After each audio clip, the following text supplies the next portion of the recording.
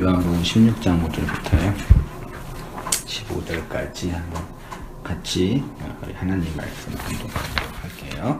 시작. 지금 내가 나를 보내신 이에게로 가는데 너희 중에서 나더러 어디로 가는지 묻는 자가 없고 도리어 내가 이 말을 함으로 너희 마음에 근심이 가득하였도다. 그러나 내가 너희에게 실상을 말하노니 내가 떠나가는 것이 너희에게 유익이라. 내가 떠나가지 아니하면 보혜사가 너희에게 오시지 아니할 것이요 가면 내가 그를 너희에게로 보내리니 그가 와서 죄에 대하여 의에 대하여 심판에 대하여 세상을 책망하시리라.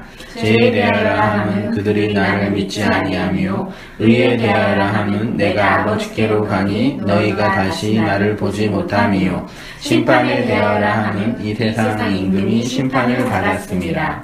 내가 아직도 너희에게 이를 것이 많으나 지금은 너희가 감당하지 못하리라. 그러나 진리의 성령이 오시면 그가 너희를 모든 진리 가운데로 인도하시리니 그가 스스로 말하지 않고 오직 들은 것을 말하며 장래 일을 너희에게 알리시리라. 그가 내 영광을 나타내리니 내 것을 가지고 너희에게 알리시겠음이라. 무릇 아버지께 있는 것은 다 내 것이라. 그러므로 내가 말하기를 내가 내 것을 가지고 너희에게 알리시리라 하였노라. 아멘. 그 16장 다락방 강화는 그 예수님께서 죽고 이제 간다. 내가 가면은 끝나는 게 아니라 소위 말해 이제 보혜사, 성령 하나님, 진리의 영이신 성령 하나님이 오셔서 너희들을 모든 진리 가운데로 인도한다. 그래서 이제 모든 종교에 다 영, 혼, 이런 게 다 있는데 기독교에서는 이제 성령이라는 이제 삼위 하나님 실론에서 하나님의 위격과 사역에 이제 구분되는 성부도 하나님이고 성자도 하나님이고 성령도 하나님이시죠. 네. 근데 성부는 성자가 아니고 성자는 성령이 아니고 성령은 성부가 아닌 거죠. 네. 하나님으로서는 하나인데 성부와 성자와 성령은 위격으로 구분된다. 네. 이게 이제 소위 말해 삼위일체론이에요. 네. 그럼 성부 하나님은 하나님으로서 완벽하신 하나님이신가요? 네. 성부는 성자 없이는 일할 수 없나요? 하나시니까 그게 말이 안 되지 않나요? 천국에 가면 성부가 계실까요? 성자가 계실까요? 성령이 계실까요? 삼위일체 되신 그분이 계시겠죠. 그러면 하나님이라는 존재를 감지할 때 성부로 감지할까? 성자로 감지할까? 성령으로 감지할까? 성령으로. 영으로요? 네. 성부는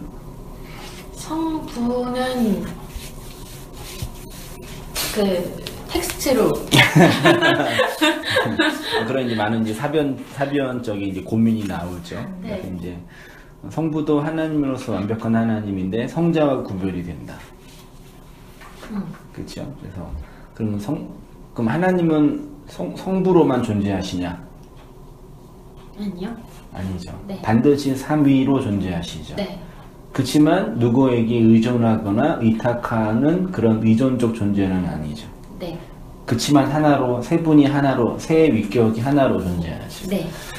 그 정도로 삼일체론도 이렇게 철학적으로 따지면 들어가면 이제 되게 그 논쟁도 이제 고민도 많이 되는데, 어쨌든 기독교의 가장 중요한 핵심 교리는 실론적인 측면에서는 하나님이 어떤 분이냐, 그분이 어떻게 존재하시느냐가 그분의 구원이 어떻게 실현되냐, 이렇게 이제 설명할 수 있어요. 그러니까 모든 신학의 기초는, 기독교의 신학의 기초는 성부, 성자, 성령 하나님에 의해서 결정되는 거죠, 사실은. 그래서 이제 예수님이 다락방에서 이제 성부 하나님도 얘기하시고 성령 하나님, 소위 말해 하나님도 얘기하시는 이제 그런 삼위일체론적인 진술들을 하니까 제자 입장에서는 되게 이제 뭐라 그럴까요? 당황스럽고 충격인 거죠. 그동안 자신들의 그 유대교적 신간에서는 하나님이 새 위격으로 또 다른 하나님이 계신다는 거야? 이런 식의 뉘앙스처럼 들리니까요. 아무튼 교리적으로 그렇고요. 그런 얘기가 쭉 이제 16장에서 나오고 17장은 이제 예수님의 소위 말해 겟세마네 기도거든요. 마지막 이제 예언적인 기도라서 이제 십자가에 죽기 직전에 얼마나 그 마음이 애절하고 간절하셨겠어요. 그 상태에서 나오는 기도도 성자가 성부에게 그 성부의 구속의 완성을 위한 그 기도고, 우리는 그 하나님의 그 성자가 행하신 사역에 편입되는 게 이제 복음이다, 이렇게 이해하면 되겠고요. 그래서 기독교는 물론 인간은 본능적으로 나 중심에서 자기 욕망을 따라 살아가는 존재인데, 복음에 대한 이해는 그 나 중심에서 시작이 되지만 하나님으로 향하는 거죠.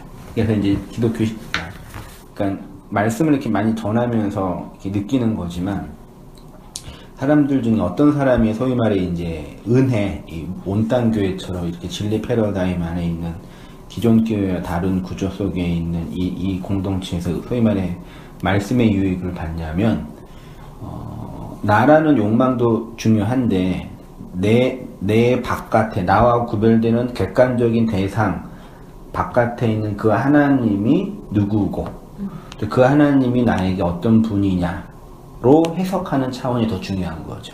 그러니까 우리는 말씀을 들으면서도 나 중심의 입장에서 들을 수밖에 없어요. 그건 어쩔 수 없지만, 근데 거기에만 이제 집중하게 되면 내 밖에서 나한테 말씀하시고 내 존재와 삶을 이끄시고 인도하시는 그 하나님의 실체가 중요한 게 아니라 내가 중요한 거예요. 나한테 말씀하시고 내 삶 인도하시고. 처음 시작할 때는 나부터 시작한 거죠. 네. 마음이 공고하기도 하고 두렵기도 하고 또 지옥에 가는 거 무섭기도 하고 또 천국에 가고 싶고 혹은 기타 등등 여러 가지 이제 다양한, 그렇지만 거기에서부터 시작돼서 나의 욕망만 충족하고 내 것만 채워가는 측면으로만 진행해서는 신앙이 이제 발전과 복음의 어떤 본질적인 내용들의 경험은 어려운 거죠. 네. 내 밖에는 하나님이 어떠한 분이냐, 요것들에 대한 이해로 이제 역사를 해석해 가는 것이 복음이다, 이렇게 이해하면 되고요. 7절에 예수님이 그러셨네요. 그러나 내가 너희에게 실상을 말하노니, 실상을 말하노니 내가 떠나는 것이 너에게 유익이라. 됐죠? 실상이 알레테이아예요. 알레테이아는 진리였죠? 알레테이아, 진리는 뭐냐? 가리워져 있지 않음이에요. 그러니까 낱낱이 명백하게 드러나는 것. 그러니까 가리워져 있지 않은 그 상태가 진리다. 숨겨지거나 위조되거나 왜곡되거나 생략되거나 은폐되지 않는 상태나 사태를 알레테이아라고 하고요. 그거를 예수님이 이제 실상이라고 했죠. 내가 너희에게 실상을 말하노니, 진리를 말하노니, 내가 너희에게 상태와 사태의 실체를 드러내게 하노니. 그렇죠? 내가 떠나는 것이 너희에게 뭐라고요? 유익이다. 유익이 심패로래요. 심패로. 근데 이게 구약으로 가면 토부. 토부는 이제 되게 선. 그쵸, 이제 아주 중요한 성경신학적인.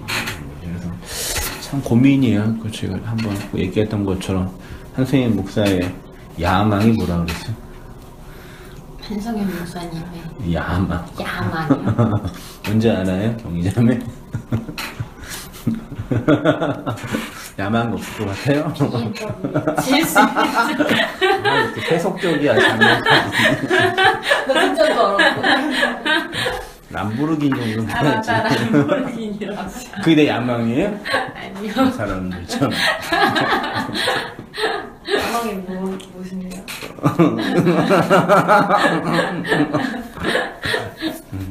지난주 얘기했잖아요. 한승희 목사의 야망, 꿈, 비전, 기대, 소망, 바람. 약간 다른 어쨌든 이 복음을 전할 수 있는 책도 쓰시고 이렇게 하면. 그랬어요? 그래서 펀드도 만들고 그거 아니었어요? 아, 진짜 다 사람도 자기 마음대로 된다니까? 읽을 때? 설교 시간에 설교 시간에. 헬라어 히브리어를 헤브리어 히브리어를 이거 사전 없이 자유롭게. 본문 딱 얘기하고. 너무 목사님의 꿈을 많이 들어서. 아, 얘기 잘해야 되겠네. 다 틀렸어. 설교 잘 듣는 줄 알았는데 안 듣네. 다 들은 거예요. 목사님 말씀하신 거잖아요. 의도 파악을 잘 해야지. 저자와 그 강사의 의도. 아무튼 그래서 히브리어 스트롱 코드를 이렇게 언뜻 보면은 10,000개가 안 돼요, 단어가. 생각보다 얼마 안 되네요. 우리 영어도 막 22,000개만 외우면 뭐 이제 다 뭐 된다고. 22,000개 만. 네? 22,000개 만이요? 그래서 막 그때 막 하루에 막 50개씩 해가지고 막 계획했잖아요. 다 도로함에 산불됐지만 아무튼 그러니까 10,000개가 한 8,000개인가? 그 얼마 안 돼요, 솔직히. 그리고 알파벳도 22개뿐이 안 되고 다 뭐 고대 그림 문서니까 사실은 어렵지 않는데 친숙하지 않으니까 그게 좀 이렇게 어려운. 헬라어도 10,000개도 안 돼요. 8,000개 된다 그것도. 근데 그런 이제 단어들을 이렇게 자세하게 내용을 보면은 그 안에 있는 이제 그 복음적인 진술들이 있으니까 그런 이제 편안하고 자연스럽게 얘기하면 좋은데, 그러려면 나도 이제 뭐 학문적인, 언어학적인, 신학적인 더 깊은 이해와 정확하고 정밀한 작업이 필요하지만 또 성도들도 이렇게 하면 쿵 하면 짜 이렇게 다 이렇게 받아서 이렇게 이해할 수 있는 그런 틀들이 되면 좋겠다, 그런 생각을 해보게 돼요. 언어적 의미에서. 근데 그거는 해오고 있지만 또 잘 이해하는 분들도 계시고. 아무튼 뭐 그런데 그 중에 이제 중요한 히브리어 단어 중에 뭐 토브, 헤세드, 엘로힘, 여호와 들어봤죠? 헤세드는 뭐예요? 그런 자비, 자애, 그 아가페의 그 히브리어죠. 알레프. 알레프, 뭐 아무튼 근데 알파벳이, 그러니까 뭐 그런 베레시트, 뭐 중요한 그런 이제 단어들을 이렇게 해서 뭐 하면은.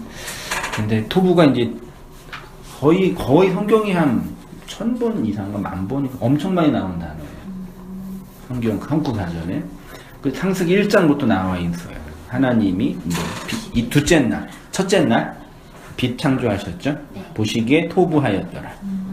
그렇죠? 토부. 그 다음에 창세기 50장 봐요. 당신들은 나를 해하려 하였으나. 누굴까요? 하자는. 이거 당신들이요? 네. 형들. 그렇죠. 하자는 요셉이죠. 요셉이 형들한테 당신들은, 니네는 나를 죽이려고 했어. 하나님은 그것을 선으로 바꾸사, 토부로 바꾸사 오늘과 같이 많은 백성의 생명을 구원하게 하시려 하셨나이다.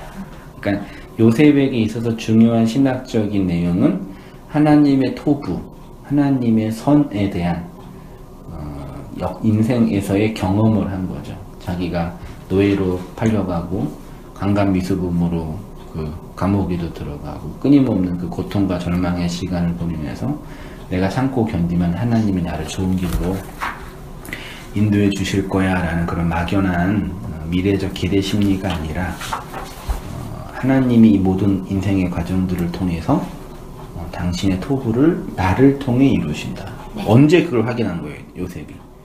나중에 그 총리 때 그 양식을 나눠주고. 총리라는 애굽 온 땅의 양식을, 곡간을 관장하는 아주 중요한 권력자가 된 거예요. 양식을 관장하는 사람. 네. 그러니까 그 양식을 관장하고 양식을 건네주는 사람이 됐는데, 나를 죽였던 형제들이 와서 그 양식을 구하는 거예요. 이거 뭐지? 하나님이 복수하라고 날 이 자리에 올려놨구나 가 아니라 이게 하나님의 선이구나. 나를 통해서 나를 살해하려고 했던 이 형제들을, 이스라엘을 살리려고 하시는 하나님의 구속사적인 사역이구나를 양식을 관장하는 총리가 되고 형제들을 그 양식으로 건네주는 위치가 될 때 확인한 거죠. 네. 그걸 성경이 사랑이라고 하는 거죠. 네. 그 요셉은 누구를 예표하는 거예요? 그 궁극적으로? 예수. 그렇죠. 그 아브라함의 하나님 계시죠. 네. 이삭의 하나님 계시죠. 네. 야곱의 하나님 계셔요. 네. 요셉의 하나님은 계셔요, 안 계셔요? 안 계셔요. 왜냐하면 요셉이 그 하나님의 양식을 관장하는 그 위치에 있어서 요셉이 하나님의 그 사역을 상징하는 인물이기 때문에 네. 하나님인 거예요, 말하자면. 놀랍죠. 한 절 안에도 이렇게 놀라운 하나님의 그 양식을 건네받은 내 인생 속에 요셉의 모습이 해석이 되어지는 거죠. 출애굽기 2장 봐서요. 그 여자가 임신하여 아들을 낳으니 그 여자는 누굴까요? 임신하여 아들을 구약의 모세 엄마 요게벳인가? 그럴 거예요. 요베 계신가 이름이. 모세 엄마가 모세를 임신하여 낳았는데 그가 잘생긴 것을 보고 그 자기 자식 다 잘생겨 보이는 이게 토부예요. 그가 토부인 걸 보고 그가 토부임으로 그가 선함으로 석 달 동안 숨겨. 원래 그 당시에 이스라엘 백성이 노예였는데 아들을 낳으면 다 죽이라 그랬거든요. 왜냐면 워낙 얘네들이 애만 낳으면 이렇게 막 번성하고 인구 비율이 막 올라가니까 자기 권력에 영향을 줄 수 있을 것 같으니까 낳은 자면 다 죽이라 그래서 죽여야 되는데 숨겨놓은 거죠. 네. 이유가 잘생겨서. 좀 이건 오역이죠. 해석력도 아니지 이거는. 그리스 미술사를 보면은 네. 그 비율적으로 비례학적으로 잘생기면 선이고 못생기거나 약간 추한 것은 악이라고 구분지었거든요. 그렇죠. 그리스 헬레니즘 자체가 외적으로 비율 요걸로 이제 선악을 판단했으니. 네. 외적인 그래서 이렇게 해석했는지 아니에요. 그 영향 안에서. 그렇죠. 그럴 수도 있겠네요. 아무튼 뭐 그렇고요. 출애굽기 3장 8절 내가 내려가서 그들을 애굽인의 손에서 건져내고 그들을 그 땅에서 인도하여 아름답고 광대한 땅. 아름다운 땅이 가나안 땅이에요. 이게 토부 선한 땅. 가나안은 하나님의 그 선이 있는 땅이죠. 근데 이걸 아름다움이라고 이제 표현을 했네요. 아무튼 선이란 이렇게 인간이 원하는 그 무엇을 이루는 것이 아니라 하나님이 이루시고 완성하는 차원이 토부, 선. 창세기 50장에서 요셉이 형들을 보면서 하나님의 선을 해석했죠. 그러니까 우리가 요셉을 보면서 뭐 용서의 아이콘이기도 해요. 네. 이해의 아이콘, 사랑의 아이콘인데 어떻게 요셉이 용서하게 됐냐? 심리학적으로 보더라도 양식을 하나님의 그 양식, 하나님의 그 선을 이 역사 인생 속에서 그 양식을 받았기 때문에 해석한 거죠. 이거는 오늘날 우리에게도 동일하게 적용되는 그 심리적인 기술 방식이에요. 타인을 용서하는 거, 하나님을 용서하는 것도 하나님의 그 사역을, 하나님의 그 구속 사역이 내 인생과 역사 속에서 이루어지고 완성되는 그걸 볼 때 진정한 용서, 나에 대한 용서, 타인에 대한 용서, 하나님에 대한 용서가 역사에 대한 용서, 해석이 가능한 거죠. 용서해요? 양식 안 먹어요? 먹어요. 양식이 있는데 왜 용서가 왜 안 되는 거예요? 그러니까요. 왜 어려운 걸까? 감정적으로 안 되는 차원이에요. 아니면 지적으로는 됐는데 해야 된다는 의무조항은 됐는데 실제로 하기가 안 되고 어려운 상황. 그거예요. 용서는 해야 된다는 건 알았어요. 네. 꼭 해야 돼요? 그냥 확 그냥 복수하면 안 돼요? 그래도 되겠지만. 은근히 율법적이네. 그런가요? 그래도 되겠지만 그래도 그렇게 배웠으니까. 용서해야 된다고? 네, 하나님을 알아갈수록 그 안에 용서가 당위적으로 따라오니까 그렇게 배웠으니까 지적으로는 그래야 된다라는 걸 그렇다고 억압을 받진 않는데 아는데 막상 내 삶에서 비춰서 내가 엄마를 용서하는가 못해요. 여전히 화가 나고. 근데 엄마도 아셔요? 모르죠. 당연히 모르지. 제가 날 미워하구나. 모르죠. 전혀 모르죠. 또 이렇게 그런 거 좀 예민하게 이렇게 행동하시는 스타일은 아니세요? 엄마가요? 네. 아니요, 제가 내비치질 않죠. 그 티 날 텐데. 안 나. 전혀. 대단한 거거든요. 속과 겉이 다른 거죠. 아니요. 엄마에 대한 원망 이전에 네. 또 아련한 어떤 독한 아련함은 전혀 1도 없고요. 경제자면 용서해 가고 있는 아무튼 그게 중요한 인생의 과정이고요. 내 형제들에게 미움을 받아 죽음으로 양식을 관장하는 총리가 되어 나를 죽인 형제를 살릴 수 있다는 것을 알았습니다. 그것이 하나님의 선, 토부이고 요셉의 이야기가 바로 예수님의 이야기와 똑같습니다. 예수님이 떠나가시는 것, 즉 십자가에서 죽으시는 것이 바로 이러한 하나님의 선을 위한 것인데 이것이 우리에게 유익, 토부가 되는 것이고 이것이 바로 양식을 구하는 우리에게 양식을 건네주시는 하나님의 사역이다. 그렇죠? 자, 주의자 한번 읽어주세요. 양식이 있는 곳으로 모음. 예수님이 말씀하시는 실상이란 진리. 당신이 십자가에 죽으셔서 하나님의 그 선으로 당신의 백성들을 불러 모으시는 것입니다. 육체로 오신 예수가 십자가에 죽고 진리의 영으로 다시 오실 때 흩어질 제자들을 교회로 다시 모으시겠다는 예언적 말씀인 것입니다. 사람들은 양식이 있는 곳에만 모입니다. 세상적인 표현으로 한다면 돈이 있는 곳에 혹은 돈이 되는 곳에 권력이 있는 곳에 무엇인가 내가 먹을 것이 있는 곳으로 모입니다. 네, 이거 모든 생명체의 살아있는 생명체의 본능이고 본성이죠. 네. 생존하고 확장하고 뿌리를 내리고 그 다음에 자라서 열매를 자기의 생명력의 확장 이게 이제 모든 생물체의 본능이고 그런 의미에서 진리라는 생명도 그것이 공급되는 내용이 있어야지 모이는 거죠. 네. 말씀으로. 그러니까 온땅교회는 뭐 돈 버는 방법, 행복하게 사는 방법, 마음의 평안을 얻는 방법, 삶을 의미 있게 사는 방법, 기타 등등의 그런 것들을 추구할 수 있는 그런 건 아니잖아. 그렇죠? 그럼 뭘로 모이는 거지? 양식. 그렇지. 뭐 소위 말해 이제 우리가 전제하고 있는 진리, 네. 그리스도 우리가 본능적으로 알고 있지만 감추어져 있는 그 무의식적, 태고적 인간의 본성, 초월과 하늘을 이데아를 바라는 인간의 그 본능적, 영적인 본능. 그래서 뭐 팡세 같은 사람도 내 마음에 구멍이 하나 있는데 그 구멍은 하나님이 채워주지 않고서는 아무도 채워줄 수 없다. 그런 것처럼 그 무의식적 그것들을 향한 어떤 거죠. 갈망. 그렇죠. 영적이든 초월적이든 본향을 향한 어떤 본능적.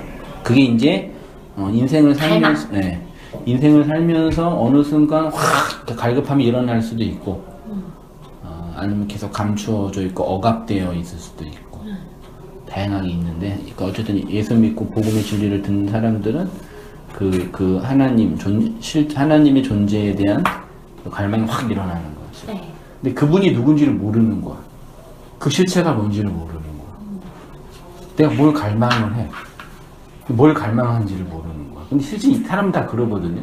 그러니까 실제로 욕망의 대상이 없고 욕망은 환유라고 표현하거든요. 악함은. 그러니까 내가 원하는 그 욕망의 실체가 있는 게 아니에요. 그렇죠? 네. 뭐 물건 자체를 사는 거. 네. 어떤 다른 거 자체를 욕망하는 게 아니라 욕망하고 있는 나가 이제 되게 중요한 거죠. 네. 진리적인 측면에서도 뭘 욕망해, 초월적인 것들. 그게 뭔지를 실제적으로 모르는 것이. 네. 그래서 이제 종교에도 기하고 교회도 오고 말씀을 찾는 거죠. 네. 그렇게 하다가 진리가 떨어져서 네가 욕망하는 거 실체는 이거야 라고 할 때 이게 그 마음이구나 그걸 알게 되는 게 복음적인 이해인데 이것들을 네가 욕망하는 거 실체는 이 마음의 평안이고 뭐 이 세상의 성공이고 복이고 뭐 행복이야 이렇게 얘기해주마. 그런 걸 열망하는 게 나의 본성, 영적인 본능이고 그게 이제 교회에서 얻을 수 있는 유익이구나. 그리고 하는 거지. 이게 소위 말하는 기복주의, 신비주의, 율법주의인 거지. 그리고 어느 순간 되면 정말 욕망하는 그 본질을 잃어버리고 왜곡된 그 욕망을 따라서 살아가는 아주 끔찍한 현실이 되는 거죠. 나는 성경을 난 내가 뭔지 몰라서 교회에 왔는데 그런 거지. 내가 교회 오고 싶고 하나님을 배우고 싶고 날 부른 거야 어디선가. 성민아 누군지는 모르겠어. 온 거야. 근데 누가 날 불렀거든요. 누군지 아세요? 그분이 아마 이걸 거야. 교회 와봐. 썩재통 맞은 거 얘기야. 아 이분이 나 불렀군요. 막 그러는 거지. 그렇게 속은 사람은 그렇게 살다가 그냥 가는 거고. 어떤 사람은 가는데 이분이 아닌 것 같아. 이분이 날 부른 것 같지. 이게 아닌데 막 그러는 거지. 그리고 참 끔찍하지 교회.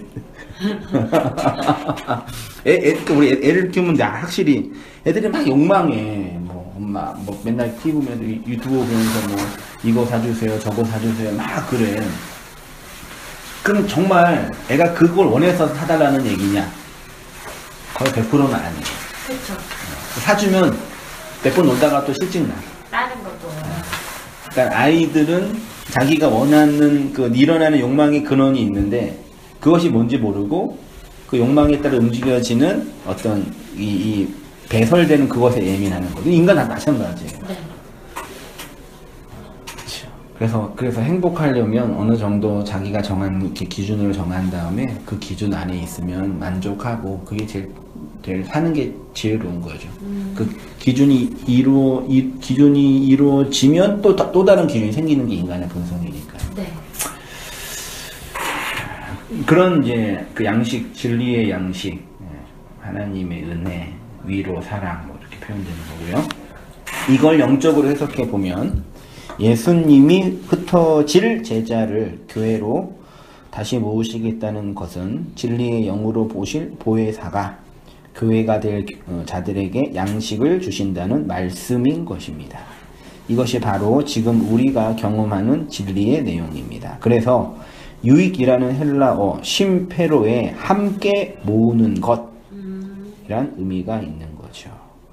요셉에게 하나님의 선을 베푸셔서 요셉의 형들을 양식 있는 곳으로 불렀죠.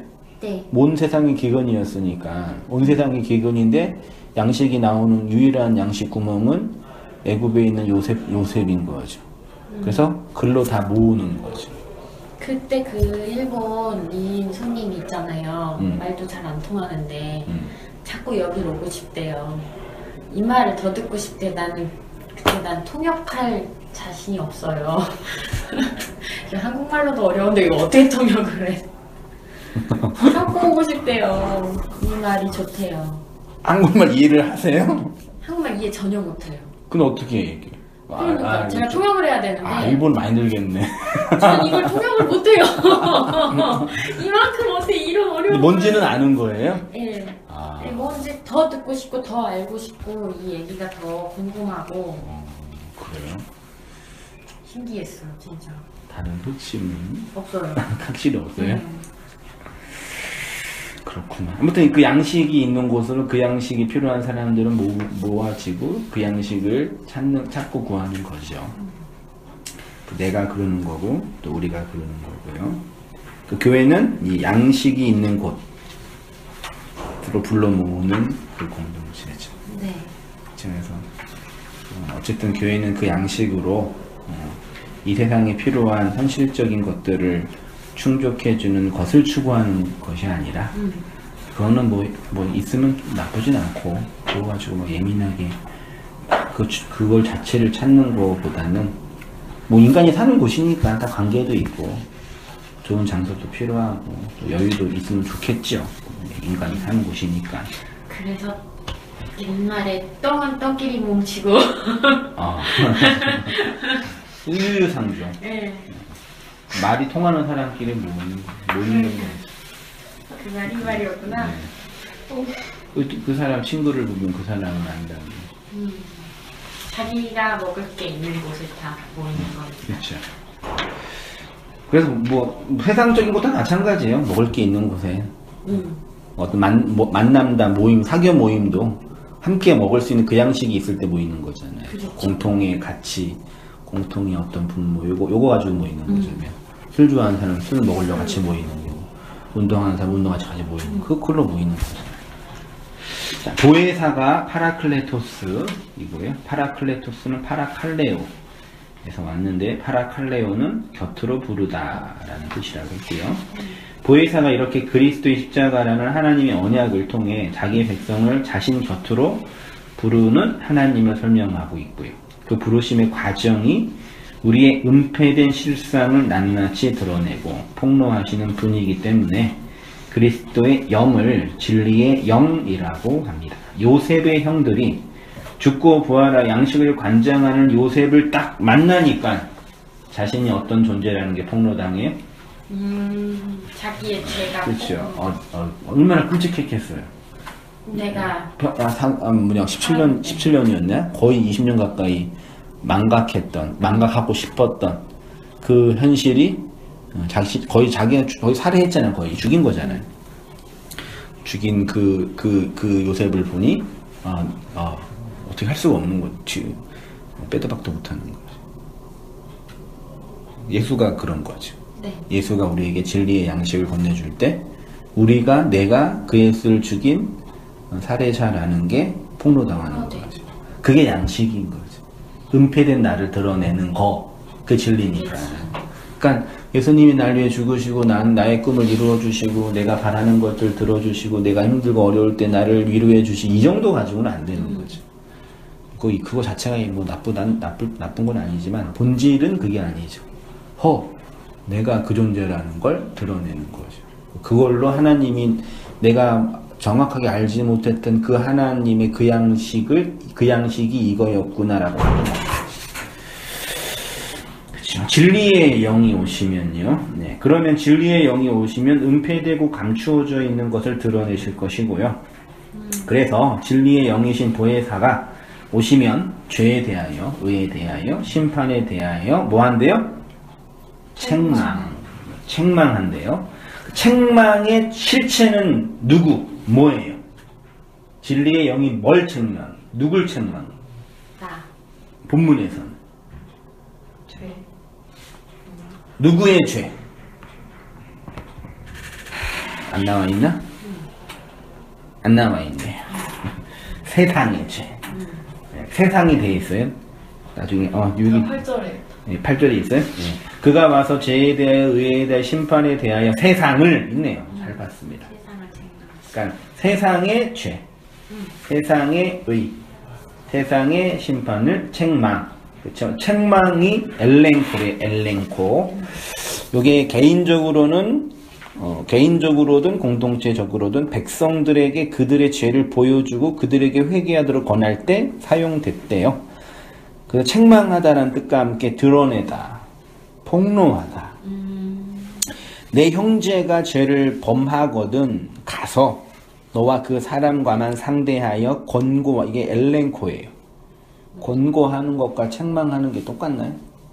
한글로는 다르죠. 다르죠. 네. 느낌이 다르죠. 근데 좀 이거는 그런 의미에서는 조금 의역된 거죠. 형제를 권고하라는 얘기는 이렇게 좋게 얘기해서 그렇게 들리는데 예수님은 책망, 드러내라, 폭로하라.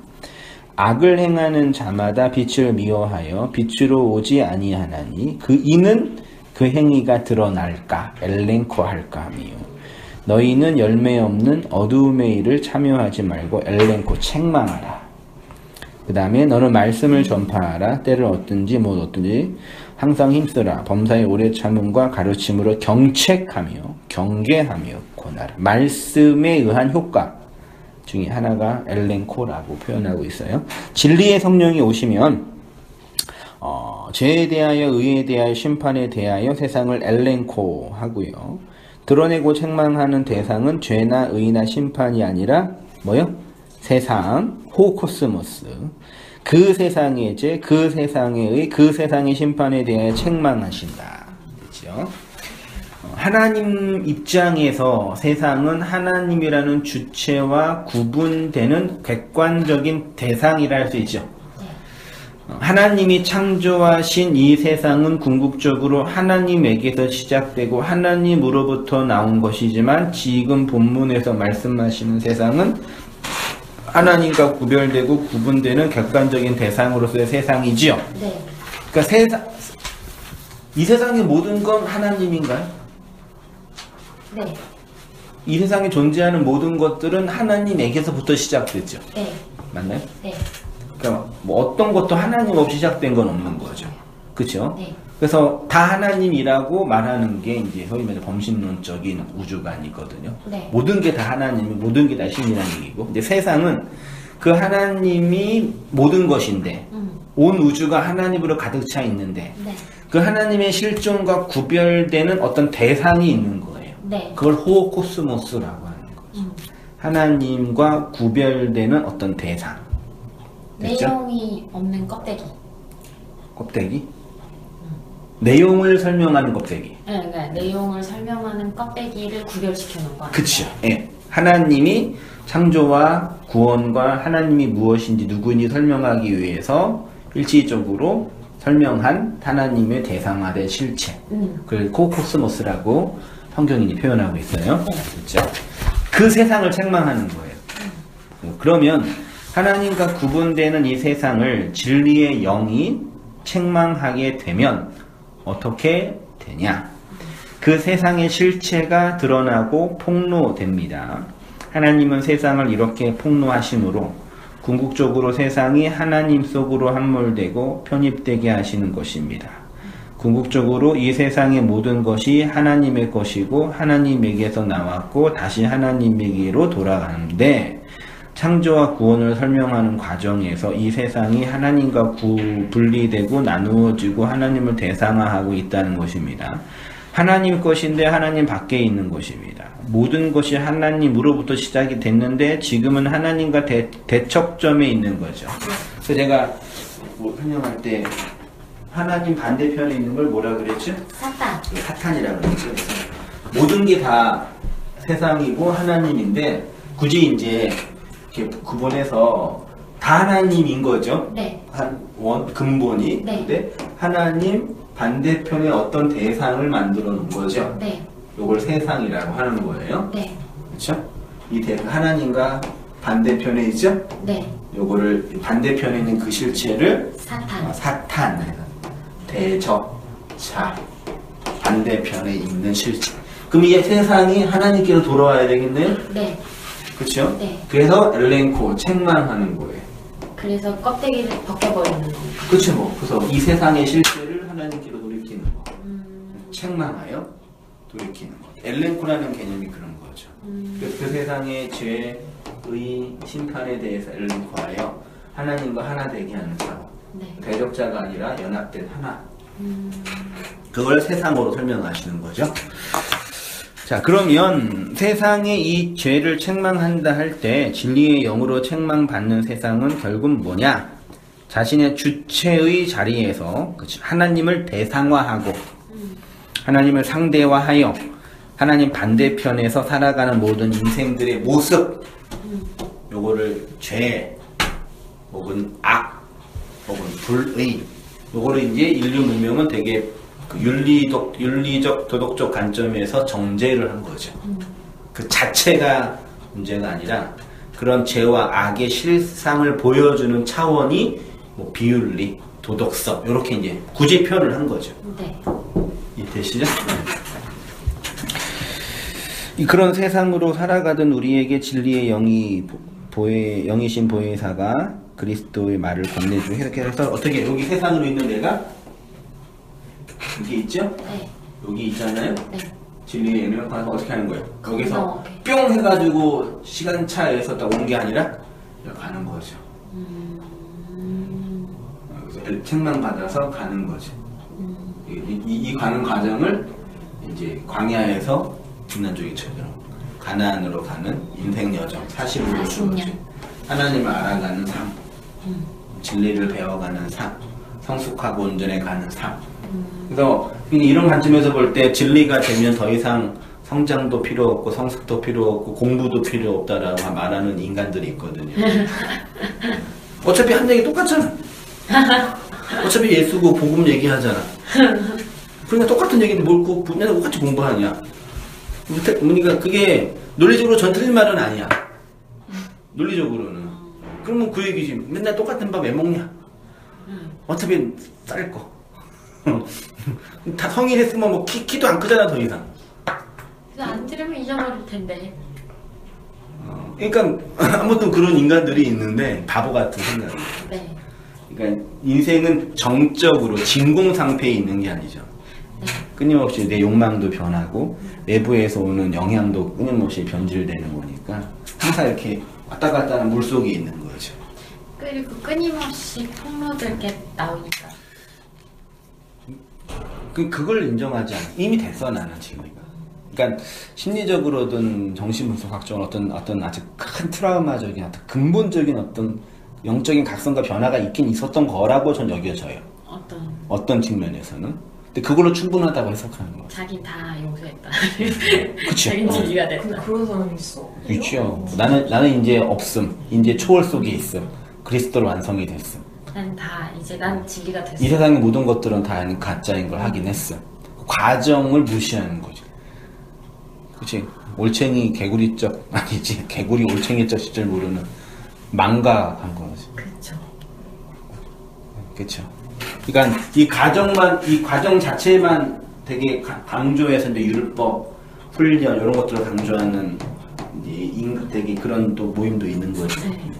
잘 훈련하고 잘 개발하면 우리가 온전해진다. 맞아. 사실 40 그래가지고 뭐 그런 훈련 많잖아요. 네. 근데 그런 훈련 자체, 그러니까 우리 그냥 착각은 훈련 자체가 나를 온전하게 한다는 것도 문제가 있는 거죠. 그럼 이렇게 되면은 내가 이 노력하면 된다라는 거지. 근데 그런 과정은 꼭 필요해. 그래서 인생의 과정에서도 훈련의 과정과 성숙의 과정과 또 실패의 과정들을 밟으면서 성장해 가면서 1년 전에 내 모습에 비해서 내가 성장을 했다. 그런 자각이 없으면 안 되는 거예요. 지적인 부분이든 타자를 이해하는 부분이든 나를 용납하는 부분이든 용서의 부분이든 1년 전에 비해서 6개월 전에 비해서 성장하고 성숙했다. 실제로 애들 막 잘하는 거 보면 쭉 커요. 키재기 하잖아요. 항상. 넌 안 컸네, 안 컸네. 근데 그런 과정과 성장의 과정이 있어요. 그렇죠. 그렇게 꾸준히 잘 성숙하고 성장해 가면 되고요. 자, 죄에 대하여 세상을 책망하심 있지요. 9절에 죄에 대하여라 함은 그들이 나를 믿지 아니함이요. 원문으로 보면 페리, 하마르티아, 맨, 호티, 우, 피스튜오, 에이스, 에고. 아는 단어 있나요 혹시? 에고. 그치, 에고. 하마르티아 많이 안 들어봤어요? 죄. 그치. 잘하네요. 내가 다 원형만 내가 다 쓴 거예요. 변화된 거는 어려워서. 피스튜어 안 들어봤어요? 이거 들어봤는데. 피스토스. 맞다. 뭐야? 피스토스 들어봤는데. 들어봤죠? 네. 그 다음에 에이스. 이거 인투. 그치. 기억력 기가 막히다. 벌써 헬라어 몇 개 다 했네. 그치. 이거 에이스 하니까 크래커 그러더라. 커피 찍어 먹는 거 막. 거기서 나왔나? 똑같아요, 거예요. 직역하면 죄에 대한 것은 그들이 내 안으로 믿지 않기 때문이다. 다시 말해 세상의 죄는 뭐냐? 육체로 오신 예수님 안으로 향하는 믿는 행동이 없는 것. 그것이 세상의 죄, 하마르티아이고요. 하마르티아는 하마르티노라는 동사에서 왔는데 하마르티노는 죄를 짓다라는 의미로 관역에서 벗어나다 빗맞히다. 그러니까 우리는 죄 하면 되게 윤리도덕적인 차원으로 정죄하죠. 네. 성경은 인식론적이고 목적론적인 관점이 더 강해요. 윤리적인 측면보다. 그래서 우리가 복음적인 이해를 하기 위해서 먼저 선행되어야 할 어떤 인식적인 전환 중에 하나가 성경을 도덕성, 윤리성으로 일단 보지 않는 작업이 필요한 것 같아요. 이게 너무 어려워요. 그건 거의 왜냐면 우리 인식 체계가, 우리 언어 체계가 상징이라고 하는데, 언어 체계 자체가 윤리성, 도덕성으로 억압되어 있기 때문에, 그것들을 또 초월하면 또 비윤리적인 사람처럼 느껴질 때가 있기 때문에, 우리 본능적으로 그걸 잘 이렇게 거부하는 거죠. 갑자기 이상한 사람들이 느껴지고. 근데 성경 해석의 측면에서는 그런 윤리적 하나님에 대한 좀 이렇게 이런 걸 좀 벗어놓고 복음적 그리스도 중심, 내가 그리스도 중심적, 기독론 중심, 예수 그리스도 사역 중심, 구속사적인 관점에서의 성경 해석이 먼저 선행되어야 돼.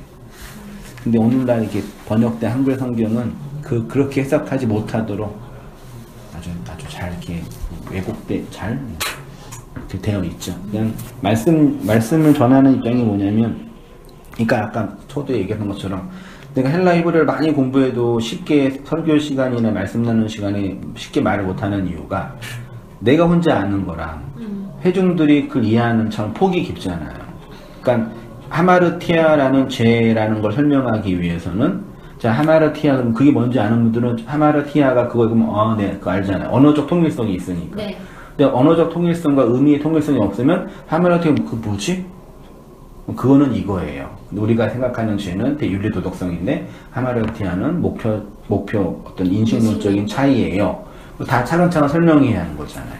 이게 계속 깊어지면 숙달되고 인식론이 생기고 또 이제 그 어떤 이해가 생겨지면 말씀을 전하는 교사 목사가 하마르티아 그러면 성도들이 그거군요. 풍하면 쫙 네, 가죠. 그렇죠. 그게 이제 진행되면은 언어적 통일성이 쉽게 일어나서 하나가 되는 거죠. 근데 이제 어떤 또 어려움이 생기냐면 새로운 분들 오면 이게 뭐야? 또 뭔 소리야? 왜 이래? 완전 당원이지. 참 그게 참 이런 일이에요. 그러니까 세가족 그런 걸 해요. 그러니까 뭐 기다리면 해야 될 필요가 있는데 아무튼 그런 지향점을 좀 기대를 해보면서, 그러니까 죄날은 단어가 가지고 있는 기본적인 의미는 정해진 목표나 의도에서 벗어나는 것을 의미합니다. 그러면 성경이 말하는 죄란 뭐냐? 하나님께서 목적하신 의도에서 벗어나는 것. 네. 그 진리의 영이 오셔서 이러한 세상의 죄를 엘렌코 하시어서 하나님이 의도하신 목적과 방향을 회복하는 것. 그게 어떻게? 여기 세상이 있죠? 세상의 존재로 있다가 돌아가야 되는데 뭘 줘요? 믿음이라는, 뭐라 그럴까요? 믿음이라는, 낚시할 때 뭐라 그러지? 미끼라 그러냐? 네. 믿음이라는 그 내용을 주시는 거죠. 그래서 믿음 없는 그 세상을 책망하는 거죠. 그래서 믿음을 주시는 거죠. 이 믿음이라는 단어도 매우 중요합니다. 성경에서 믿음이라고 할 때 1차적인 믿음의 주체는 인간이 아니라 누구라고요? 하나님이에요. 우리가 하나님을 믿는다라는 것은 내가 하나님을 믿어요 라고 할 때 1차적으로 성경의 의도는 하나님의 믿음이 내 안에 있다 이거예요. 사실은 내가 하나님을 믿습니다. 우리는 이제 내가 믿는 것들에 대한 인간적인 측면에서의 의무를 많이 강조했는데 그것도 중요한데 1차적으로는 하나님의 그 믿음이 주어진 거죠. 그래서 믿는 거죠. 보세요. 복음에는 하나님의 의가 나타나서 믿음에서 믿음으로 믿음에 하나님의 믿음에서부터 시작하여 믿게 하는 그 믿음에 이르게 하기 때문에 의는 믿음으로, 여기에 믿음은 누구의 믿음이에요? 하나님의 그 믿음에 반응하는 우리의 믿음.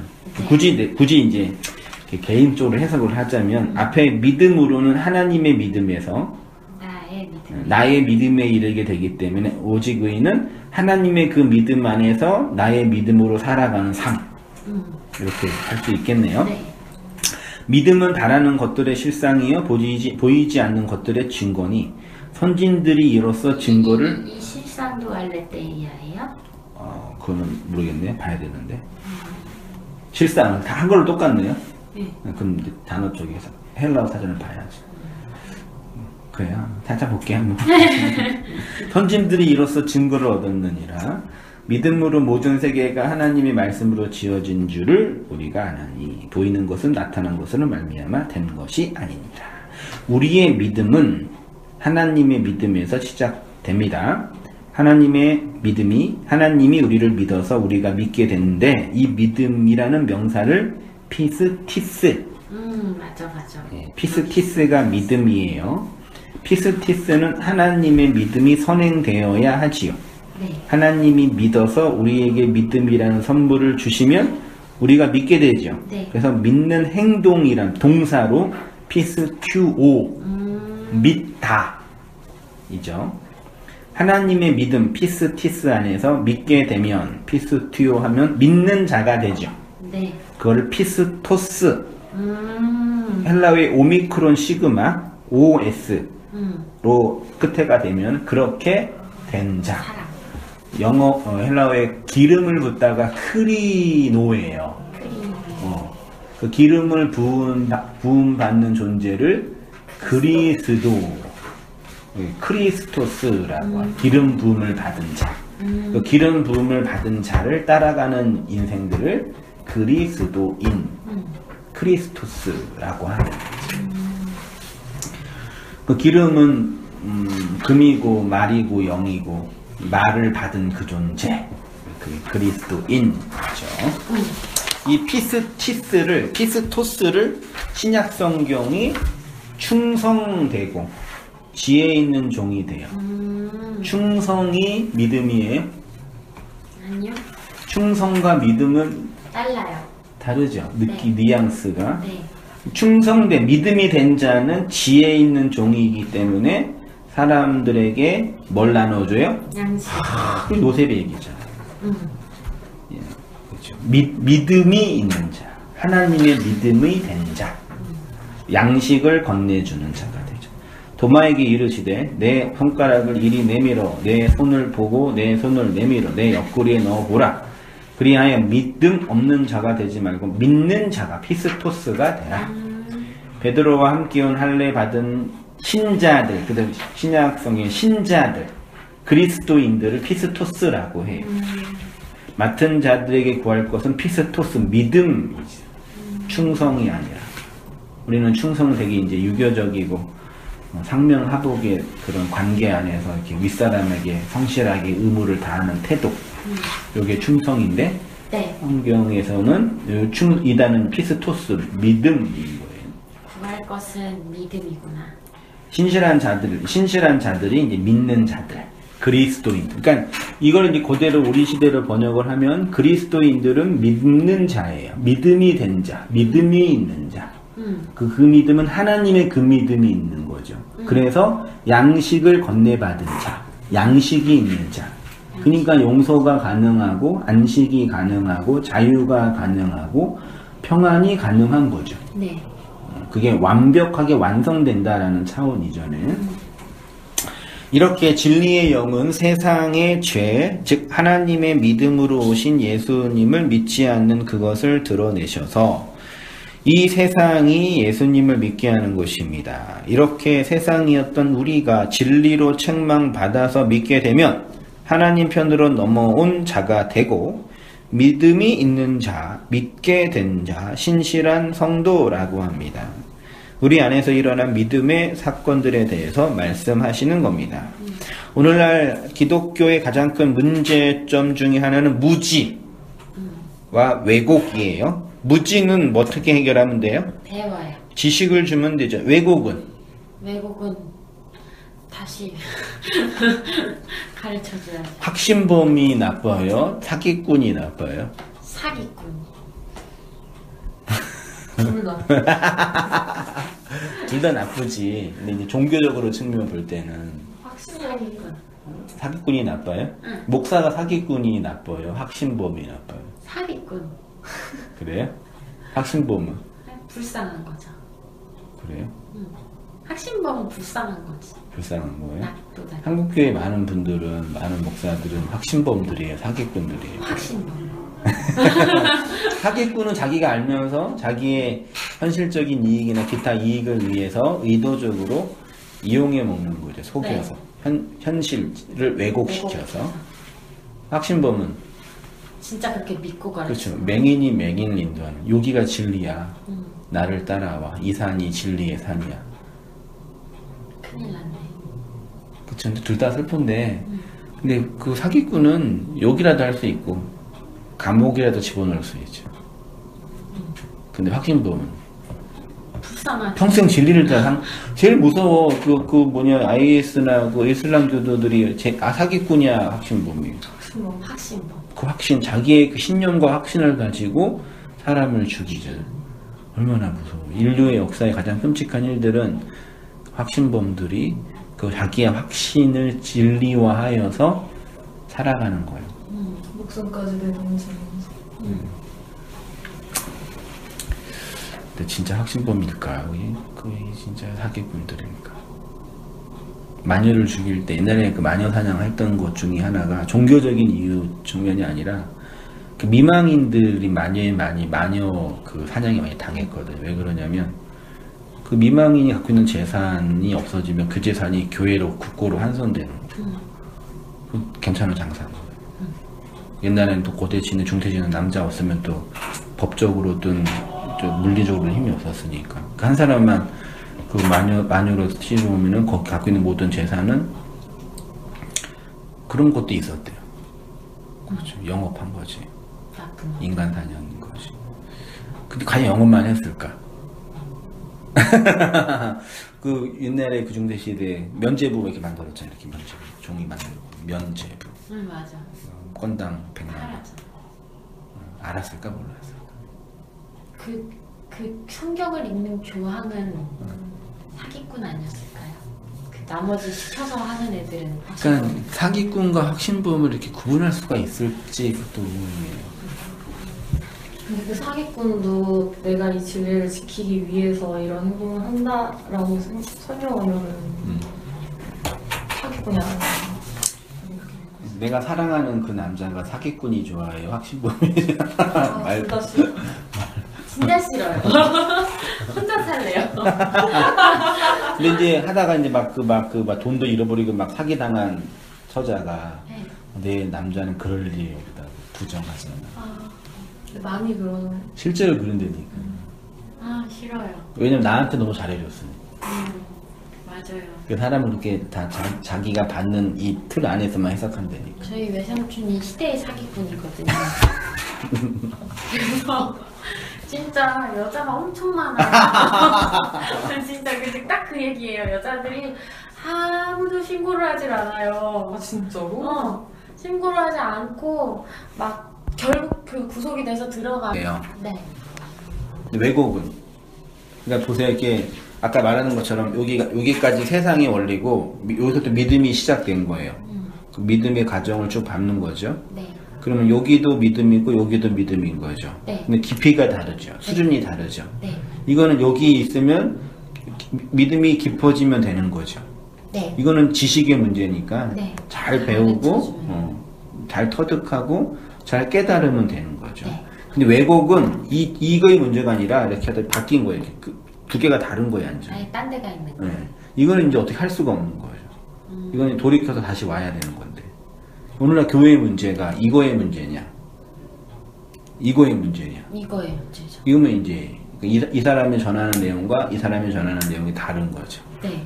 이건 한쪽이 진리면 한쪽은 비진리인 거니까. 네. 그런 문제죠. 그러니까 교회를 비난하거나 비판하거나 어떤 통찰을 할 때 그 문제가 이 문제이면 상관이 없어. 가르쳐 준다니까. 그러니까 함께 공유하고 배워가고 그리고 뭐 구원할 때 꼭 여기만 있다 여기만 있다 구원받는 건 아니니까. 여기도 구원받고 그런 지향성이 있는 거니까. 네. 근데 이게 왜곡의 문제면 어떻게 할 수가 없는 거죠. 그래서 하나님이 하시는 것 같아요. 그런 부분. 네, 저는 솔직히 언니처럼 찾아보지도 않았는데 어쩌다가 왔어요. 어쩌다. 관심도 없고 그냥 그래서 하면 그렇구나 좋다 이러고 있다가 와가지고 이렇게 벌써 느껴. 사기 잘 당할 수 있는 스타일이에요.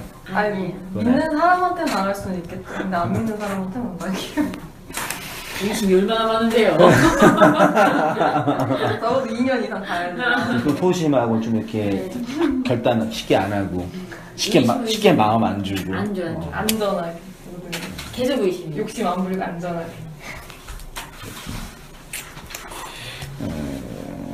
그쵸. 예. 믿음이 있다고 스스로 고백하며 구원의 확신을 그렇게 체계화하여 가르치기도 하지만 구원이 우리의 확신으로만 되는지 착각합니다. 물론 우리 편에서 확신이 필요 없다는 말씀은 아닙니다만 우리의 확신보다 더 먼저 선행되어야 할 것이 있다.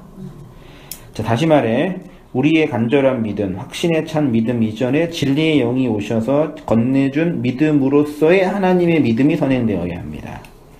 진리의 영이 오셔서 우리의 무엇을 책망하시냐면 예수 그리스도를 향한 그 믿음이 없다는 것을 책망하십니다. 하나님의 선으로 오신 그리스도라는 그 목표를 벗어난 우리의 죄를 해결하는 것이 믿음인데, 여전히 많은 사람들은 그 잘못된 방향으로 바르게 수정하지 못하고 자신의 길을, 자기의 길을 가고 있으면서 스스로 믿음이 있다고 생각합니다.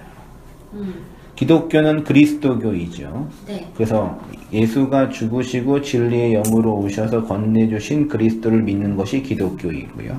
하나님 반대편에서 하나님을 내 욕망과 내 우상으로 대상하는 우리에게 그리스도가 오셔서 우리를 진리로 이끄시는 것이 복음이죠. 그리스도의 진리의 양식 먹고 하나님 속으로, 그러니까 여기다가 믿음의 과정을 쭉 가는 것이 하나님 속으로의 함몰.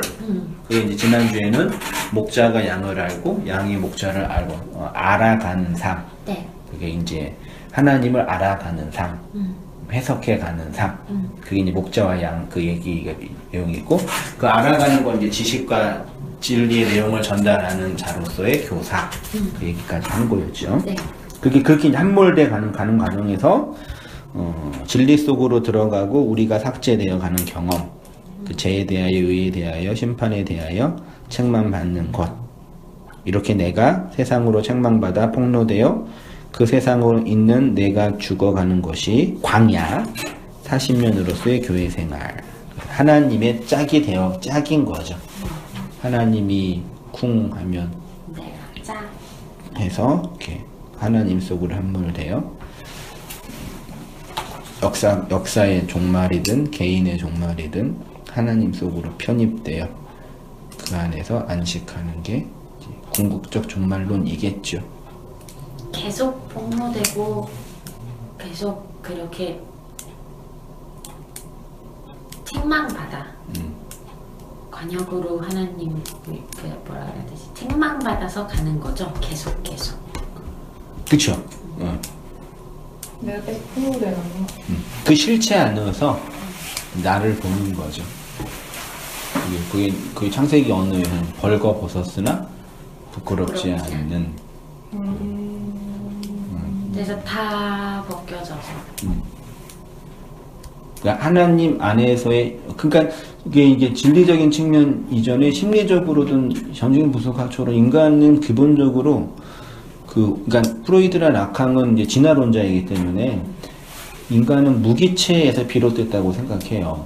그래서 인간은 그 쾌락 원리, 그 영원한 감각이 없는 그 완전한 그 상태로 가기를 욕망한대. 거기에만 안식이 있다고 생각하는 거죠. 그리고 신학적으로 똑같이 해석하면 되는 거예요.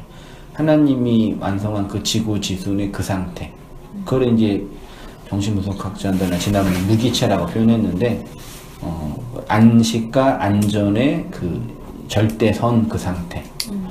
그게 뭐냐라는 걸 정확히 모르지만 우리가 경험할 때 사랑하거나 그 사람과 관계 안에서 내 거를 내어내면서도 감사하고, 그렇죠?